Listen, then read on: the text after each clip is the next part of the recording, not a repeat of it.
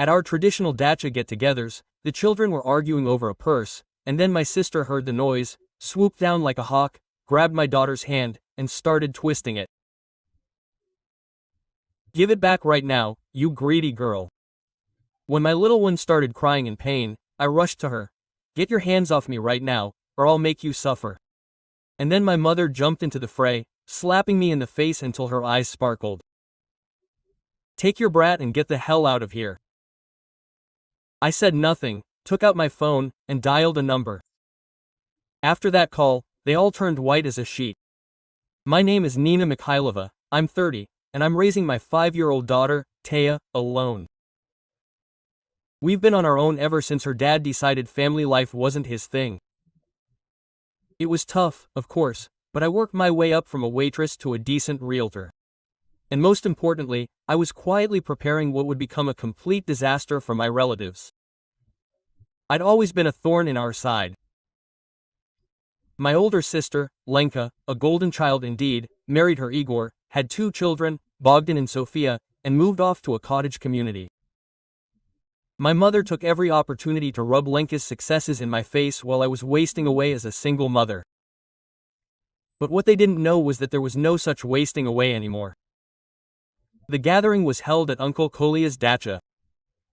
I almost told them all to go to hell, but Taya was so eager to play with her cousins that I had to go.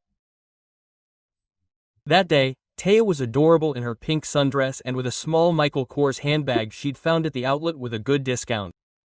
Yes, it was a bit posh for a 5-year-old, but she was acting like a treasure. I wanted to spoil her. The chaos started almost immediately. Lenka, Sofia's daughter, saw the secret purse and that was it, there we were. "I need this purse," Sofia declared. "No, it's mine," Taya replied politely. "Mom gave it to me, but I want it more," Sofia wailed. "Mom, Taya is being greedy." Bogdan immediately intervened. "Yes, she's mean. She needs to share with the family." I was helping set the table, but I could see things were getting dangerous. Taya clutched her purse, her eyes watering, and those 2 brats were trying to snatch it away. And then Lenka heard screams. Without even asking what was going on, she grabbed Taya's arm and started twisting it. "Give it back right now, you selfish little brat," Lenka yelled at my 5-year-old daughter. Taya burst into tears, not only from pain but also from shock. The sight of my little girl sent me into warrior mode. "Get your hands off her right now, or I'll give you what you deserve," I said icily. Lenka squeezed Taya's hand even harder. "Your little brat needs to learn some manners." And then my mother entered the fray. My own mother slapped me so hard my ears started ringing. "Take your brat and get out of here. There's no point in such scum being here." I could have yelled back, I could have hit back, I could have grabbed Taya and run, just like they expected. But I kept quiet. I took Taya to a quiet corner, wiped her tears, examined her hand. "There will definitely be bruises." "Mom, why is Aunt Lena so angry?" Taya asked. "I don't know, honey, but this is wrong, and it won't happen again, I promise." Then I took out my phone and dialed. "Hello, this is Nina Mikhailova. I urgently need Alexander Fyodorovich Belov. Tell her it's an emergency." I watched as my family continued their party. No one came to check on Taya or even apologize. Mom held court at the table, probably making me look like a complete. 10 minutes later, they called me back. "Nina, what happened?" Alexander Fyodorovich's voice. I was worried. Belov had been my lawyer for the last 3 years, but lately he'd been helping me with something much more personal and potentially destructive for my family. "Forget everything we've talked about. Everything. Today, you're sure there'll be no turning back." I looked at the mother, who was laughing with Lenka as if nothing had happened. At the family that had just beaten my daughter and called us both scum. "Absolutely sure. I'm starting right now. The results will come in within an hour." I hung up and sat down in a flock on the bench. She was playing with her purse, quickly forgetting about what had happened. But I haven't forgotten and will never forget the pain in her eyes when Lenka twisted her arm. You see, my family doesn't know that I've been preparing for this moment for years. Childhood in our family is like walking through a minefield blindfolded. Every holiday, every meeting is an excuse for my mother and sister to rub my nose in my failures. When I 24, pregnant, unmarried, and working at the Malinka cafe, they acted like I'd disgraced my entire mouth to the 7th generation. How could you be so irresponsible? Mom yelled, "What will people say? What will Lena's friends think?" Lenka was no less sweet. "Now we have to pretend to support your idiotic choice. Do you even realize how awkward this is for Igor and me?" When Seryoga left before Taya was born, they took it as confirmation of their prophecies. Quote, "We told you so," my mother said with poorly concealed satisfaction. Men don't want to get involved with women who can't think for themselves, but they didn't understand the main thing. Their cruelty didn't break me, on the contrary, it hardened me. I remembered every jibe, every contemptuous look. The most disgusting thing happened a year and a half ago. Bogdan's birthday. Lenka specifically asked me not to bring a gift. "We don't want Taya to feel awkward if you can't afford something decent." I was a fool not to smell the trick. When we showed up empty-handed, Lenka put on a show. "Look, everyone. Nina didn't even bother to bring Bogdan a gift."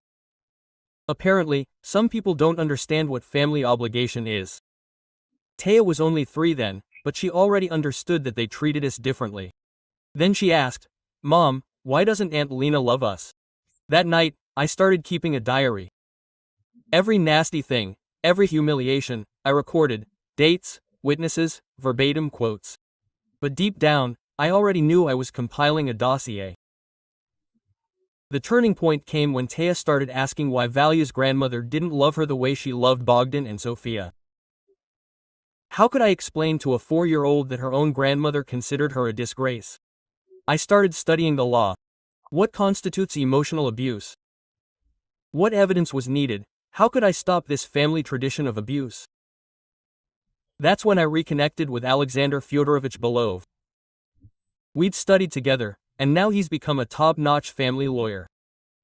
When I came to him, he was stunned by my family situation. "Nina, what you're describing is systematic psychological abuse," he said. "You have options."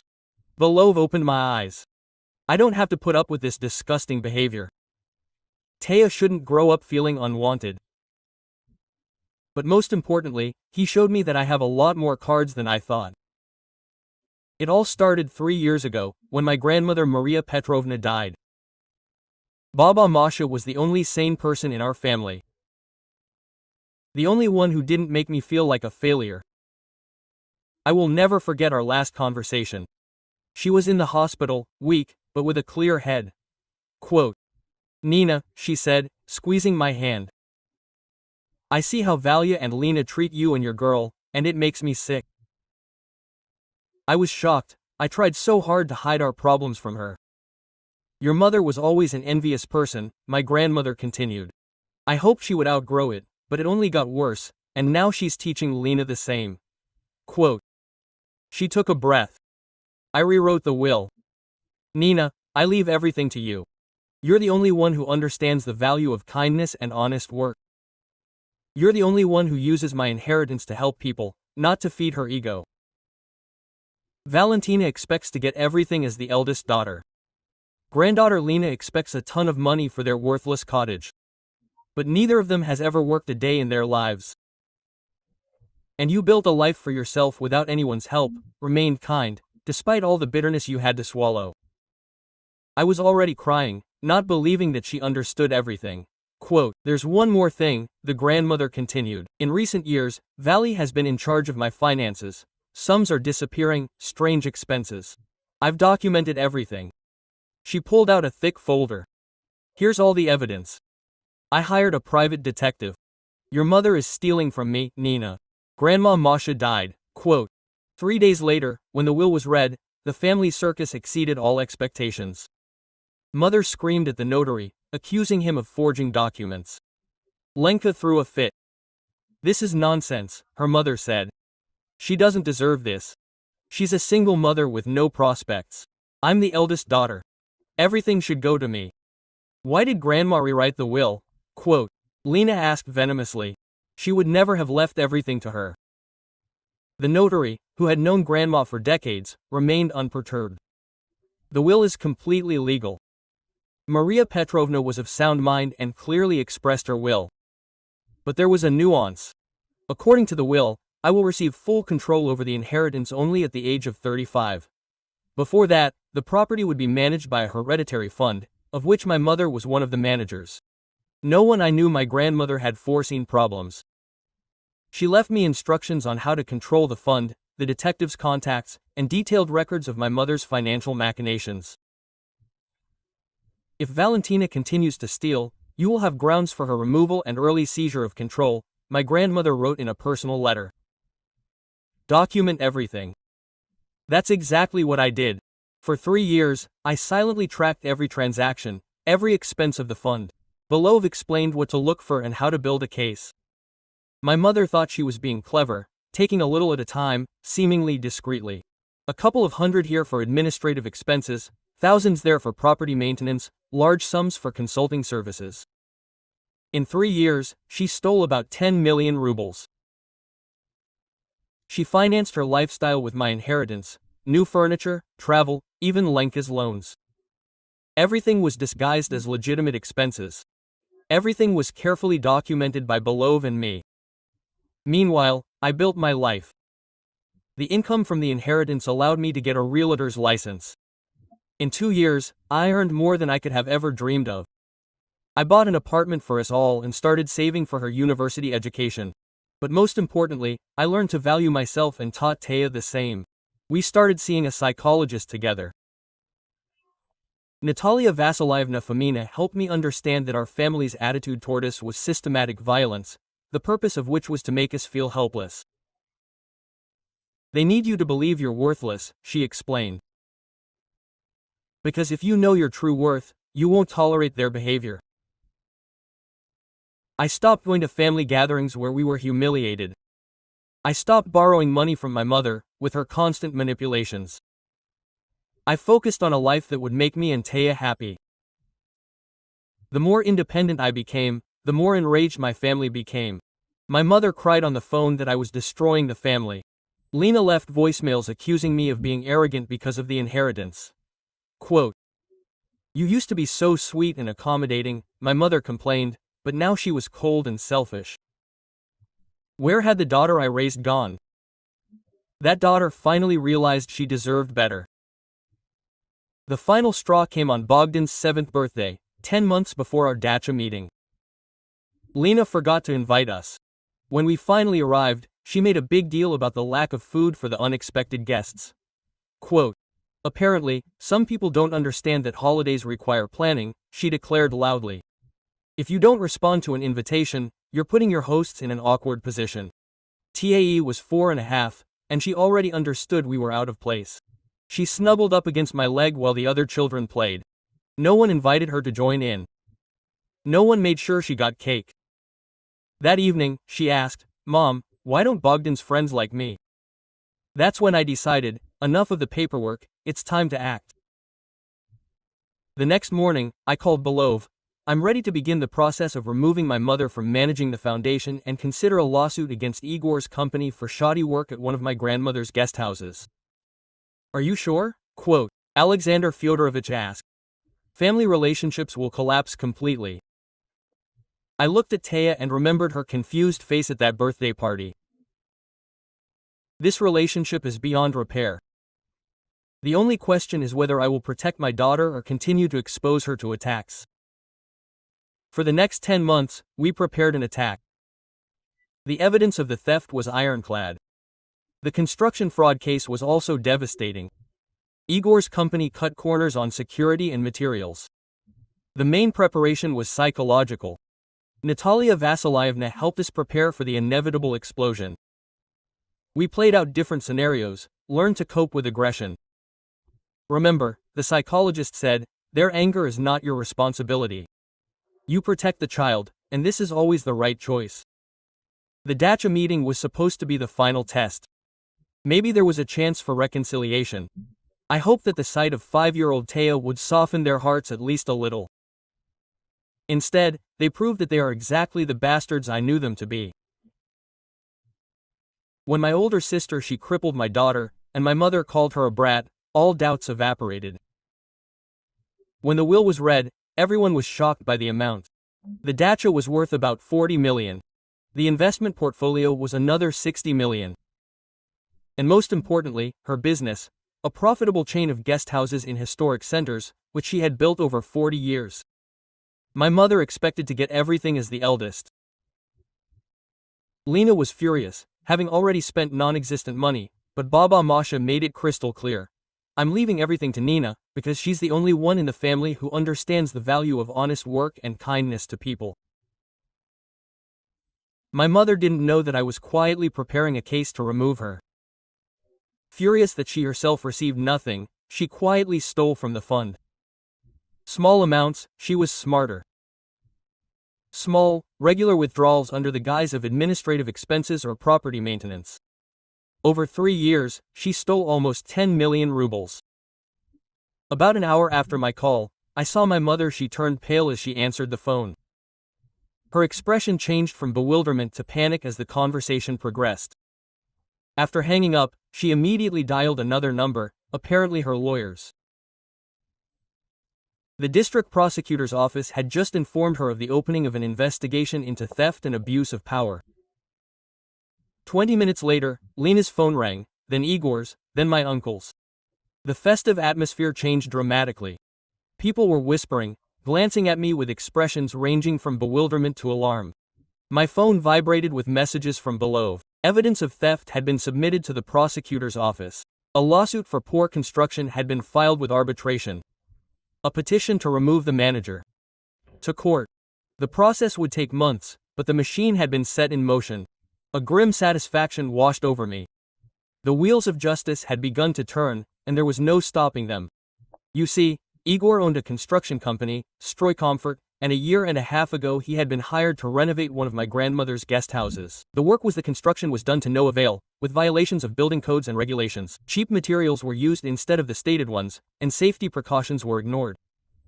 When the problems came to light, Igor's company refused to fix them, claiming it was normal shrinkage and not their fault. The guest house had to be closed for 2 months for proper repairs. The fund lost almost 8 million in lost profits and rework. Belov brought a case against Stroycomfort for breach of contract, fraud, and negligence. Lena, as the company's CFO and co-owner, bore joint and several liability. I was so lost and thought that I almost missed my mother rushing across the property toward me. "What have you done?" she hissed, red with rage and panic. "I don't understand what you're talking about," I replied calmly. "Don't play dumb. The prosecutor's office just called me.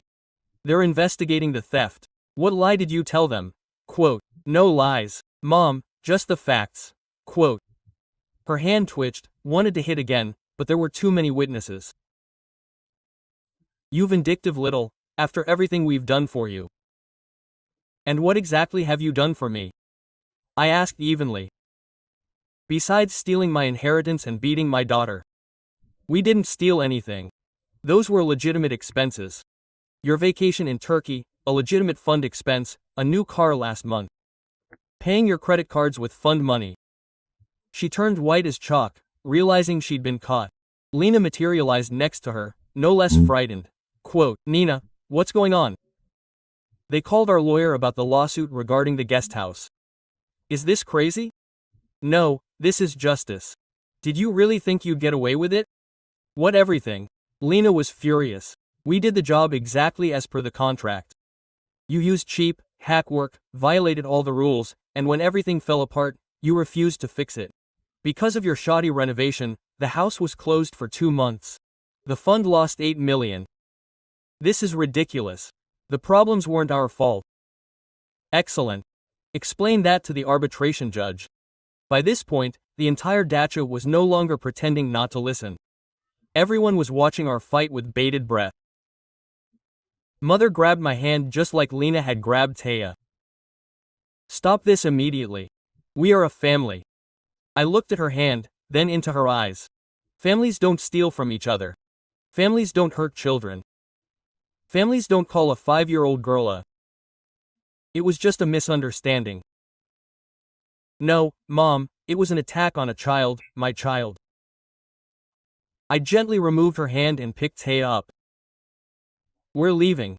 You'll hear from the prosecutor's office about the criminal case. Lena and Igor will hear from my lawyer about the lawsuit. And all of you will hear from the child protection authorities about what happened here today. The mention of child welfare made several relatives gasp. Lena looked like she was about to faint. Quote, "You wouldn't dare sick the child welfare agency on your own family?" My mother whispered. She already had. They take reports of child abuse very seriously, especially when there are witnesses. I glanced around the crowd of relatives. It was funny how many people I'd seen at family gatherings. And it was true. While most just stood and watched Lena beat Taya and my mother slap me, some were shocked by what they saw. My cousin Sveta had already quietly approached to say she was ready to testify.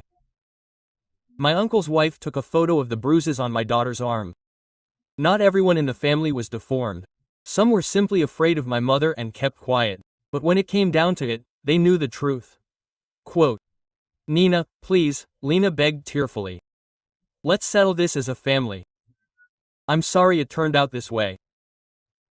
I just wanted to teach her to share," twisting her arms and calling her names, like your teaching method. I got carried away.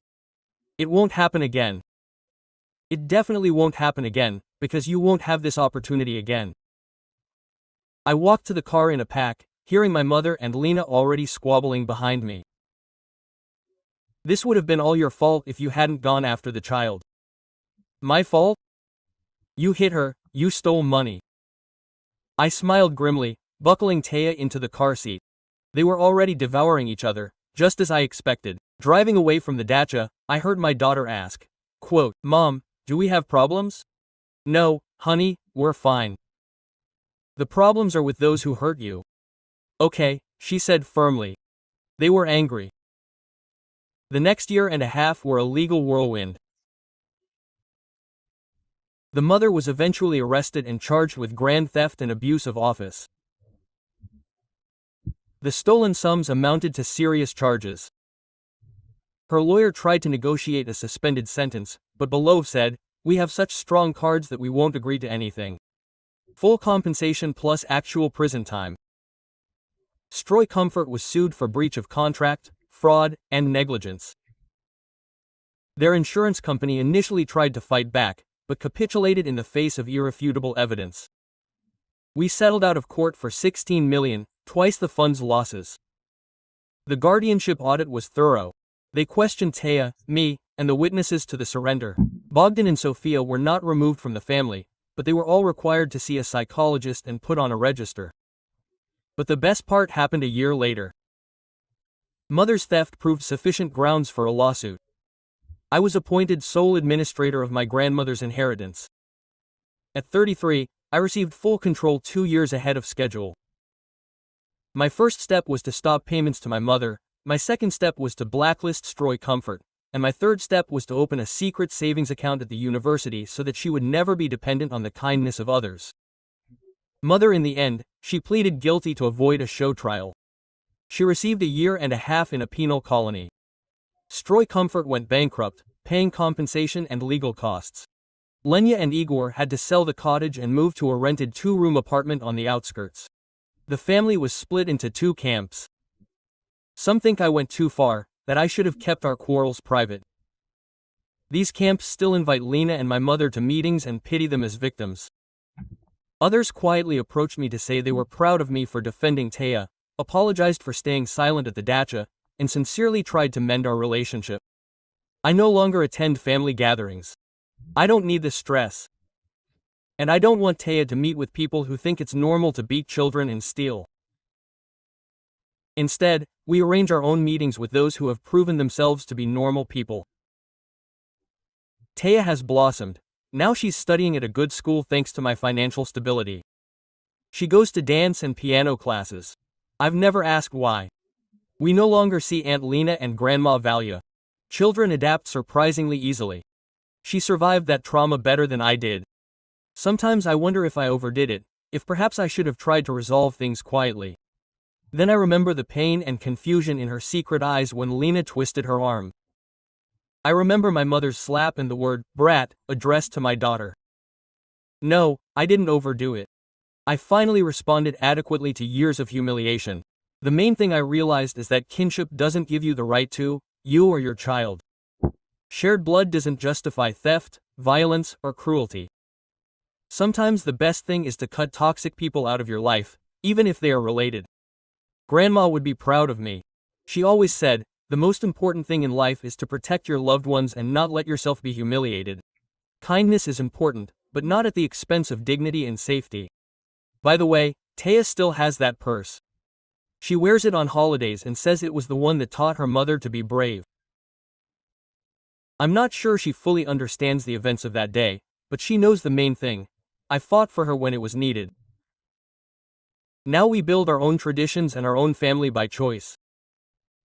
Taya has aunts and uncles who love her unconditionally and would never hurt her. She has grandparents who spoil her properly and teach her good things without destroying her self-esteem. Most importantly, she grows up understanding that she deserves respect and kindness, and that bad behavior has consequences. That call not only protected Taya from future violence. It showed her that she deserves protection, that when she is offended, there will be consequences, that her mother will always stand by her, no matter the cost. This is the family legacy I want to leave her, not money and property, but knowledge of her own worth. If anyone tries to instill in her the opposite, they will find out how terrible a mother's love can be. Last I heard, my mother is adapting to prison predictably poorly. Lena and Igor are slowly climbing out of debt. Sophia and Bogdan are making good progress with the psychologist, learning to resolve conflicts normally. I don't wish them any harm. I hope they've learned their lessons, but I'm not going to make their lives any easier.